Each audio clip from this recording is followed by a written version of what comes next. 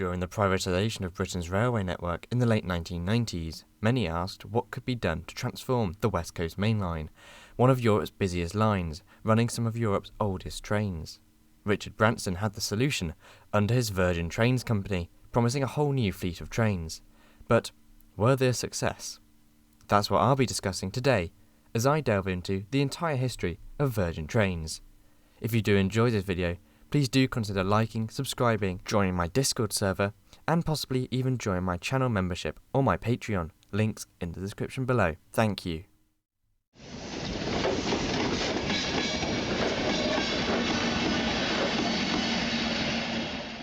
First, let's look at how Virgin Trains became an operator. During the privatisation of British Rail in the late 1990s, the Virgin Rail Group was founded from the Virgin Group and Stagecoach Group. This new rail group would aim to run several rail franchises, and initially bid for the Intercity West Coast and Cross Country franchises, as well as the Gatwick Express franchise.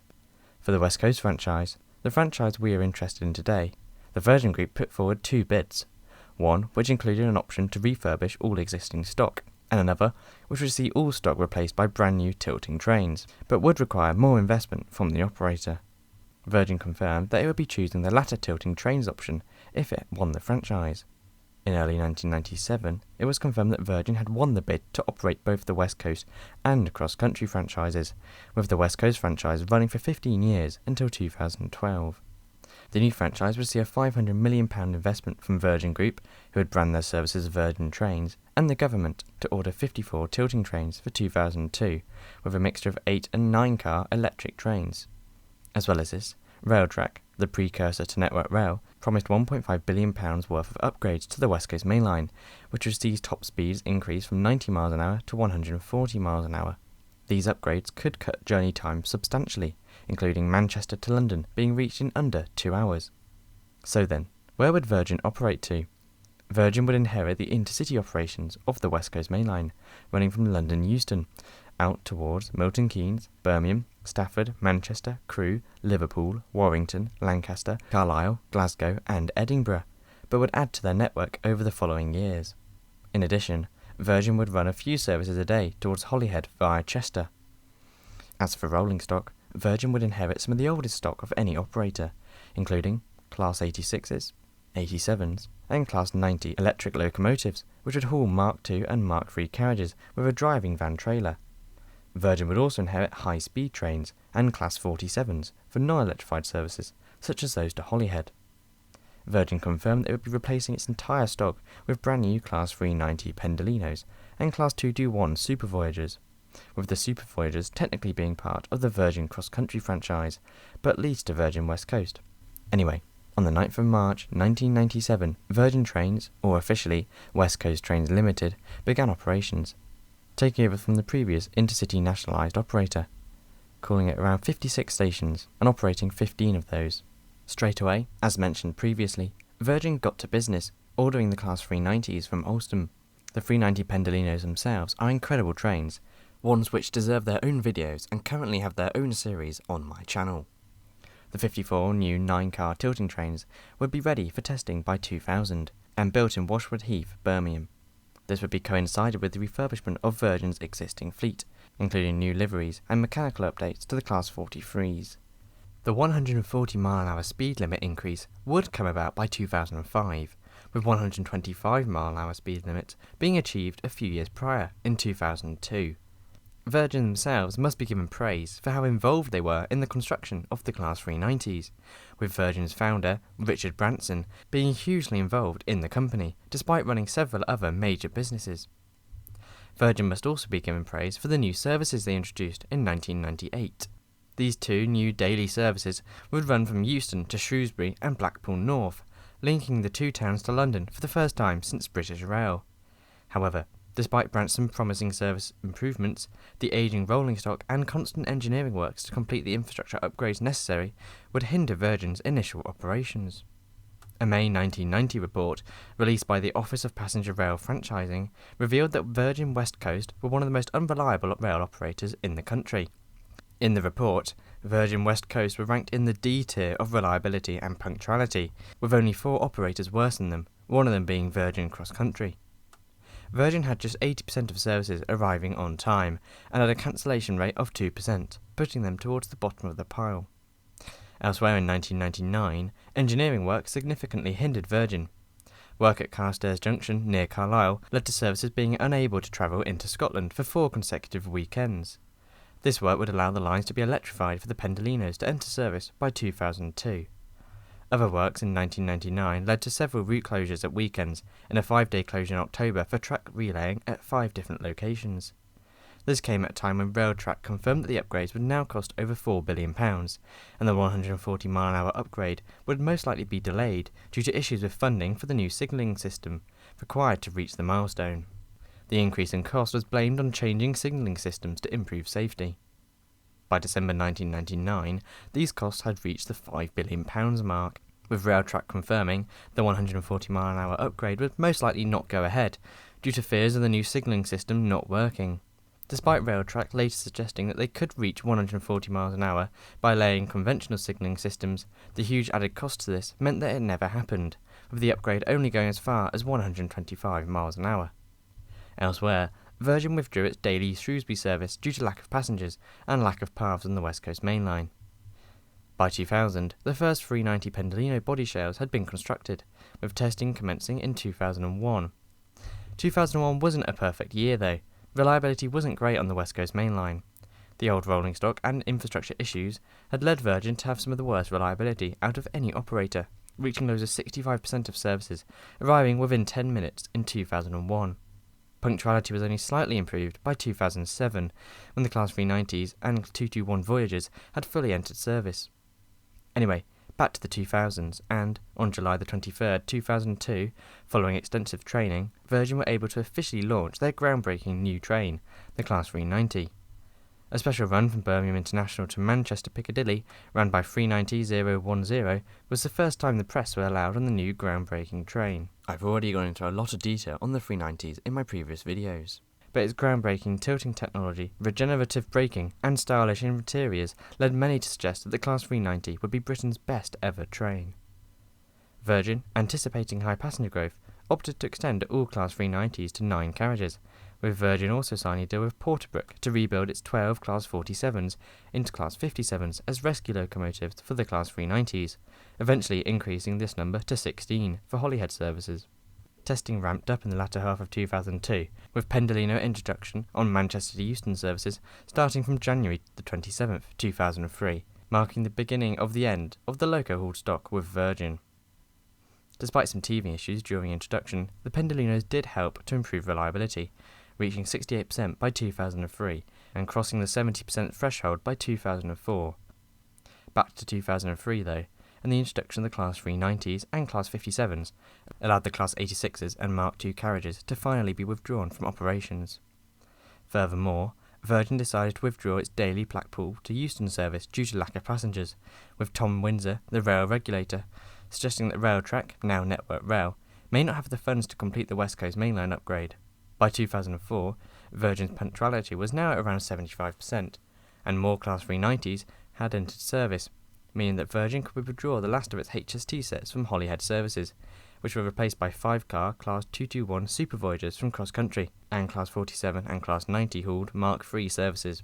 In September, the first direct Llandudno to Euston service began operating, with Virgin using a 5-car Class 221 Super Voyager on a daily return service to the Welsh seaside resort. The Llandudno to Euston service was the first time since September 1964, exactly 40 years prior, that Llandudno received direct London services, rather than having to change at nearby Llandudno Junction. This also came with Flint regaining London services for the first time in many years, with Virgin hoping to add more stations to its network. Furthermore, Virgin also introduced full tilting services with the Class 221s and Class 390s, reducing journey times even further, with full 125-mile-an-hour services arriving in September 2005, concluding the first stage of the West Coast Mainline upgrade. September 2005 was also the first time that the Class 390s were hauled on passenger services using Class 57s, with them being modified to supply the necessary electrical power to the Pendolino, allowing for the luxury of the new trains to be extended off-grid on the North Wales coast to Holyhead. With this came the end of all loco hauled services, bar the Holyhead Pendolino services. In 2006, Virgin's punctuality reached new highs of 83.5%, with the withdrawal of the last unreliable aging loco-hauled stock and the completion of the first phase of the West Coast Mainline upgrade, leading to this increase in punctuality. Virgin also introduced radio-controlled watches to ensure strict timekeeping, with other practices introduced by Virgin to increase punctuality, such as increased station signage to ensure people knew which coach would stop at which part of the platform. Also in 2006, Virgin reintroduced a solo Mark III set hauled by a GBRF Class 87 to cover for a lack of Class 390s, due to more needing repairs than usual, with this set being withdrawn by the end of the year. Despite the Class 390s being mostly accident-free, this all changed in 2007. At 17:30, on the 23rd of February 2007, 390033 City of Glasgow departed London Euston on a northbound Glasgow service. Just north of Oxenholme Lake District, in the small village of Grayrigg, at 8:15, the Pendolino ran over a faulty set of points just after Docker Viaduct. The 9-car Pendolino was travelling at 95 miles an hour and was carrying around 105 passengers, with 4 crew members at the time of derailment. The train swayed violently as the first coach left the rails, sliding down an embankment. The second carriage jackknifed against the back of the first, forcing the first all the way down the embankment, eventually turning 180 degrees, facing the opposite way of travel. The last 7 coaches derailed, with 6 ending up in a nearby field. In the resulting aftermath, 500 rescuers, along with 12 ambulances, several fire engines, and rescue helicopters, attended the scene. Heavy rain and the dark hindered the rescue operation, with access to the remote site incredibly limited. It was only in the morning that the extent of the accident could be seen. The front 5 carriages, all standard class, were by far the worst affected. The rear carriages were in better condition, with the very rear driving coach nearly upright on the ballast. Thanks to the Pendolino's incredible build quality and design, the damage was only confined to the crumple zones at the carriage ends, with carriage structure being mostly maintained and window damage limited. The lighting in the first 4 coaches failed after derailment, leading to a difficult evacuation, with the front 2 coaches being the worst affected in the crash. Overall, by some miracle, just 1 death was recorded, an 84-year-old from Glasgow. 89 others were injured, accounting for over 80% of people on board. Richard Branson visited the site the day after the incident, hailing driver Ian Black as a hero for remaining seated and attempting to slow the train down. He also praised local farmers who assisted the emergency workers. Finally, Branson commented on how pivotal the Pendolino was to limiting the death toll, with him comparing the train to a tank. If the train was formed of older Mark II or Mark III coaches, Branson predicted the number of injuries and mortalities would have been horrendous. The overall cause of the accident was a failed stretcher bar arrangement at Grayrigg Points crossover, with all 3 bars being faulty in some aspect. A safety inspection of the bar arrangement 5 days prior had not taken place as it should have, with Network Rail being found guilty of not providing sufficient safety standards and being fined over £4 million, whilst taking full responsibility for the crash. The line reopened under a month later in March, with speeds restricted to 50 miles an hour around the crash site. Overall, the crash proved that the Pendolinos were incredibly designed units, credited with saving many lives. As for 390033, the unit was scrapped, with its surviving rear driving coach used for training. Losing a 390 set was quite big news for Virgin, as they needed most of the units for daily service, so they reinstated a Mark III set, hauled by a Class 90 to replace the scrap 390. This Mark III set was refurbished to match the interior aesthetic of the Class 390s as best as possible, and featured a similar layout to the Class 390s, including aircon and plug sockets. The Pendolino, as it was named, was also repainted into Virgin's silver livery to mimic the Pendolino as best as possible. The refurbished Pendolino was brought into service in 2009, after receiving its refurbishment in Doncaster. Virgin did consider leasing 2 Class 180s, but decided against this due to poor reliability. Elsewhere, it was all changed for the franchise in December 2007. A franchise reshuffle meant that the Birmingham to Scotland services would now be transferred to the Intercity West Coast franchise from Cross Country, who would now be ran by Arriva, with 3, 4 and 13 5-car Class 221 Super Voyagers transferring to Virgin West Coast. Elsewhere in December, Network Rail were criticised by Virgin for a short-notice line closure on New Year's Eve. Virgin suggested that Network Rail broke their licence agreement by closing the West Coast Mainline near Rugby with short notice. The line was planned to be closed on the 27th for 3 days, but Network Rail added an extra day of work just under a month before the engineering work was expected to commence, citing it as being necessary to finish and as part of the major work undertaken in the Rugby area. Virgin highlighted the 60,000 travellers that they were expecting to travel on New Year's Eve, with rail replacement buses being provided, adding at least an hour to journey times. Network Rail implied that the festive period was the quietest part of the year, so it was the best time to undertake engineering work, with the remodelling of Rugby Station being one of the biggest undertakings of the West Coast Mainline upgrade programme. Eventually, the Office of Rail Regulation told Network Rail it must ensure that any further engineering works would finish on time and wouldn't be able to overrun at short notice. They were fined £14 million in the process. Network Rail Chief Executive Ian Coucher said Network Rail had implemented new military-style command posts to ensure delays would not be repeated for the next New Year period. Also in 2008, the new December timetable promised much improvement for Virgin. However, they would cease the direct Llandudno to Euston service, but would bring a direct Wrexham to Euston service for the first time since British Rail. Elsewhere, the Class 221s, which would have an internal refresh to include an extra first-class carriage, would be used on all Holyhead services, bar one Saturday Pendolino return service, with Virgin acquiring 5 more Class 221s from cross-country. Further frequency increases were announced in conjunction with the completion of the West Coast Mainline upgrade on the 14th of December 2008. The now £13 billion upgrade, this number included the new rolling stock, would cut some journey times by up to 30%, despite not facilitating the full 140-mile-an-hour operations that Virgin initially desired. All in all, 174 bridges were altered or rebuilt, 800 points were replaced, with over 1,700 miles of rail and sleepers laid, and 53 new or extended platforms, portraying the huge scale of the work. The upgrade capacity would enable 1,000 extra trains to use the mainline per week, with upgrades to line speed at Rugby and Norton Bridge, allowing the decrease in journey times.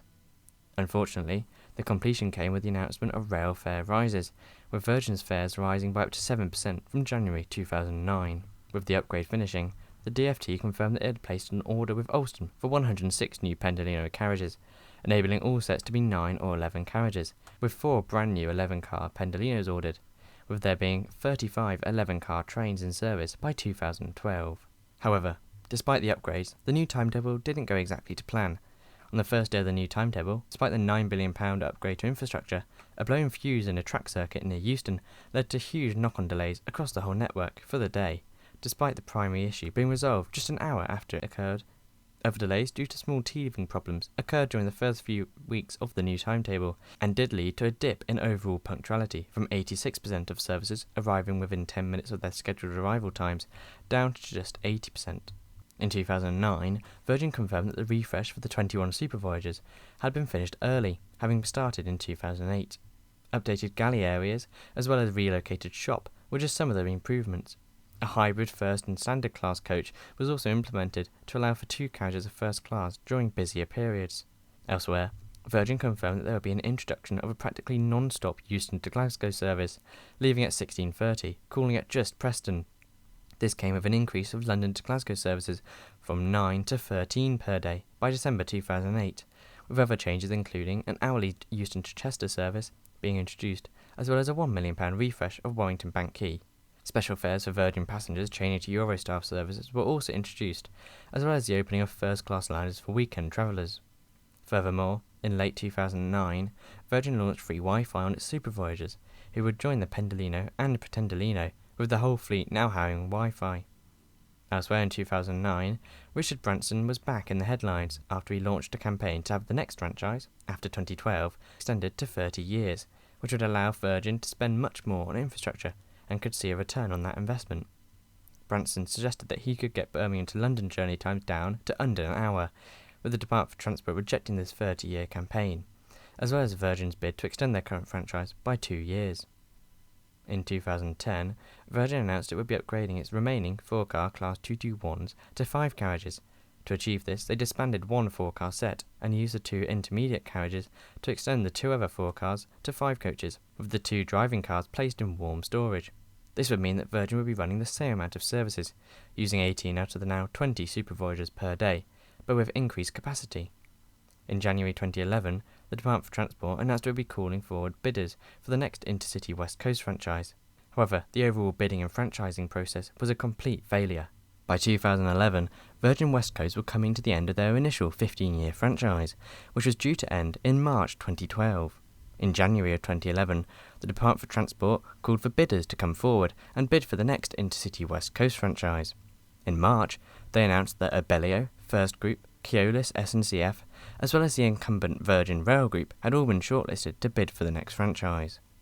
However, by May, the Transport Secretary, Phil Hammond, confirmed that Virgin's end date for the franchise of March 2012 had been postponed, whilst the findings of the McNutley Rail Report on privatisation effectiveness were put into place. In October, the Department for Transport gave Virgin Trains an extension until December 2012.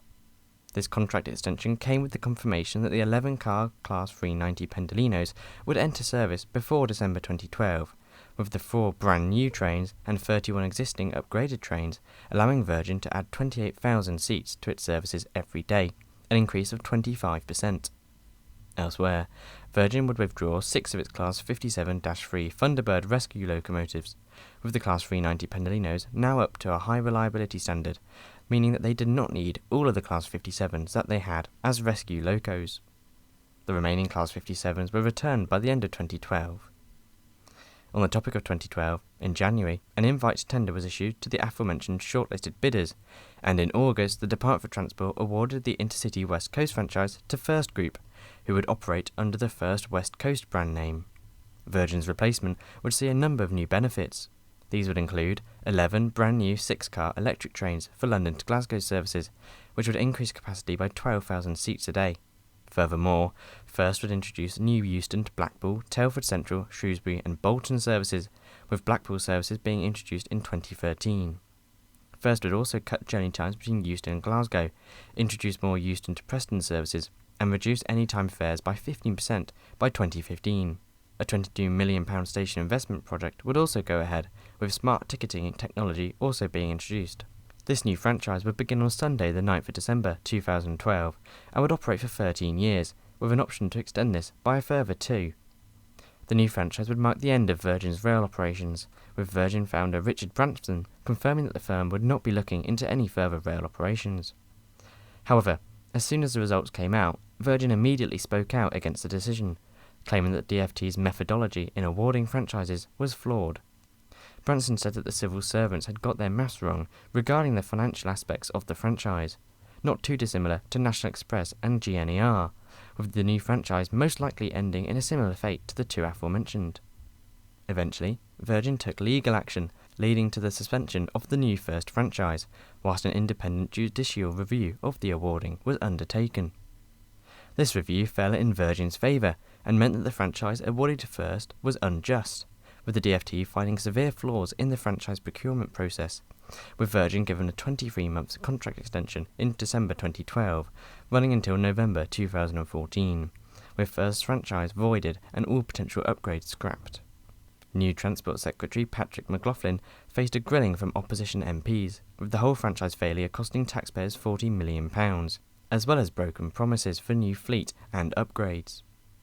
In March, the DFT announced that the franchise would once again be extended, this time giving operations to Virgin until March 2017. Away from franchising, in May 2013, Virgin were under fire for their brand new uniforms that they introduced, with blouses being too revealing, with Virgin giving female staff a £20 voucher to purchase a top to go underneath the new blouses. Elsewhere, the use of the Pendolino set was cut, now only operating peak services from Euston to Birmingham on Thursdays and Fridays. Also in 2013, Virgin began sponsoring Carlisle United Football Club, as well as further football clubs such as Darlington and Preston North End, also sponsoring events such as the Manchester International Festival. In November, despite plans being rejected just months earlier in July, the Office of Rail Regulation gave Virgin permission to begin new daily services from London Euston to Shrewsbury and Blackpool, with direct London services resuming from the 2 towns for the first time since the early 2000s. In December 2013, Virgin boosted the number of Birmingham to Scotland services.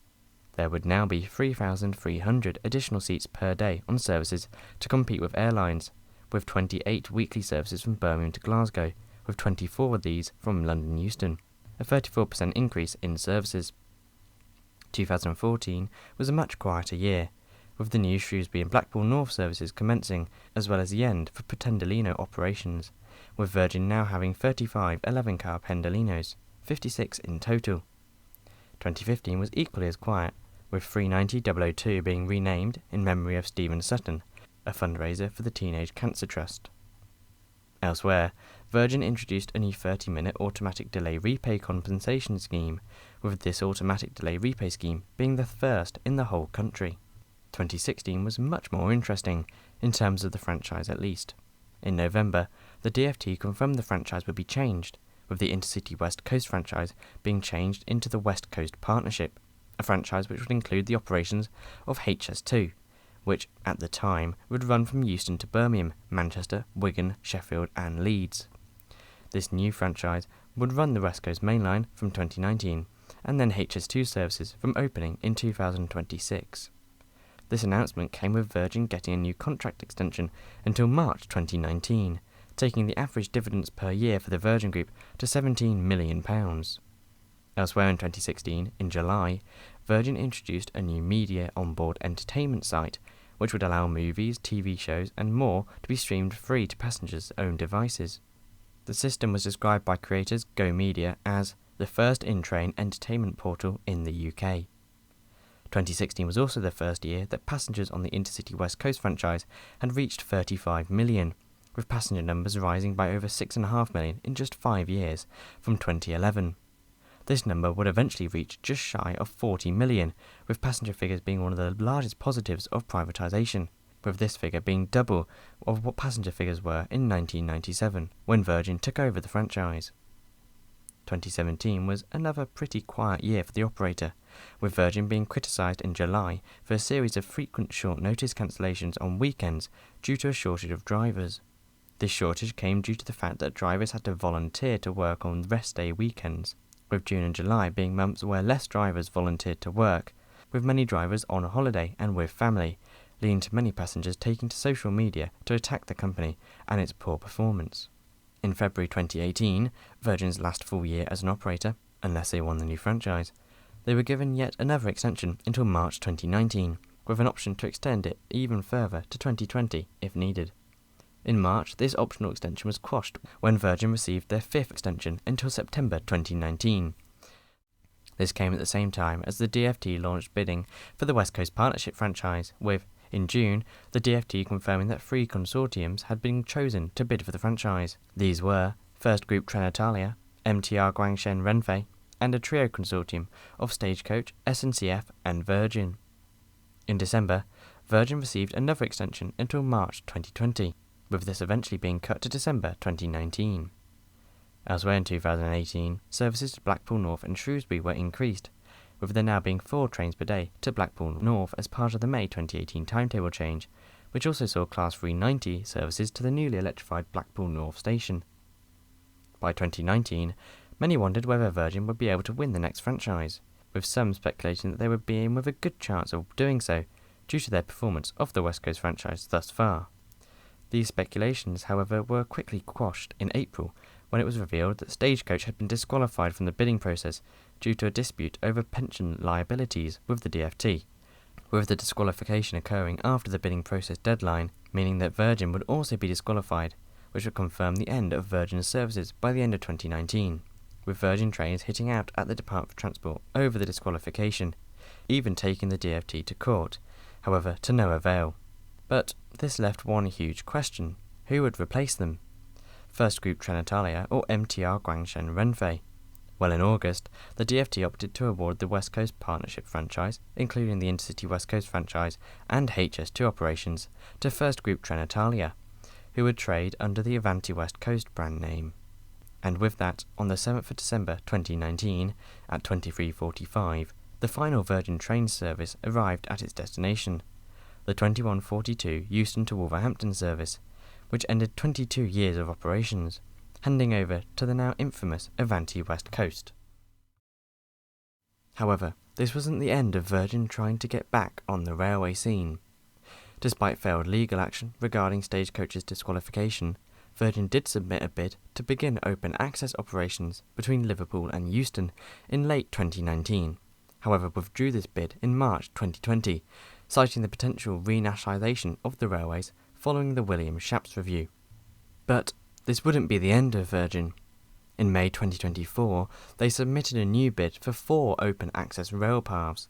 These would entail several services per day out of Euston, running towards Manchester, Rochdale, Bolton, Chorley, Liverpool, Birmingham and Glasgow, just to name a few destinations that they would want to be operating to, running around 10 to 20 trains per day out of Euston, attempting to compete with Avanti West Coast. Unfortunately, we are yet to know the outcomes of this proposal, but in my opinion, I don't think we'll see all 4 of these rail paths being allowed, due to them being very closely related to Avanti's current services. Furthermore though, also in 2024, Virgin seek to start continental services from Europe into London via the Channel Tunnel, so it's quite likely that we will once again see a Virgin branded train roam Britain's railway network, whether that's under the Channel Tunnel or from the West Coast where they used to operate, or perhaps both. Who knows? But the big question still remains. Does Virgin deserve the praise it has been given as an operator? Well, in my opinion, definitely yes. Compared to some of the failures of privatisation, including a certain other Virgin franchise, Virgin Trains were definitely one of, if not the best rail franchise, which no longer operates. They introduced new services, a new groundbreaking fleet of trains, including the Class 390 Pendolino, doubled passenger numbers since the start of the franchise, and had some of the most iconic branding there's ever been on the rail network. I haven't even begun to mention the staff and the level of service which they provided. Sure, Virgin weren't perfect, but they managed to battle their way through the tumultuous years of the West Coast Mainline upgrade and truly transformed travel on the West Coast Mainline. Yes, it does feel weird not slating a rail operator, but this is, in my opinion, an operator which has been a success of privatisation, being part of just a select few operators. But what do you think? Do you think Virgin deserves the praise that they receive, or do you have less fond memories of the operator? And what are your thoughts of Virgin potentially returning as an open access operator or operating services out of the Channel Tunnel? Do let me know in the comments below, and a huge thanks for watching today's video. Do consider subscribing, liking this video and joining my Discord server. A special thanks goes to all my YouTube and Patreon members, especially my first class members Callum Martin Bell, Crispin McKee and John Williams, as well as my business owned members Andrew Bowen, Anthony Harris, Anthony James Moore, ARK, Connor Greig, Clive's Travel and Trains, Craig Mitchell 43, Dave CDF, Gordon Walker, JBNEL, JTecho, Lewis C21, That Transport Girl and The Average Teleporter. You can get your name on this list from as little as £2.99 a month and help me to make my videos. I really appreciate it, so thank you. Also, thanks to everyone that's let me use their footage for today's video. You can find their channels in the description or pinned comment below. Once again, thanks ever so much for watching. Check out my socials in the description below and I'll see you soon.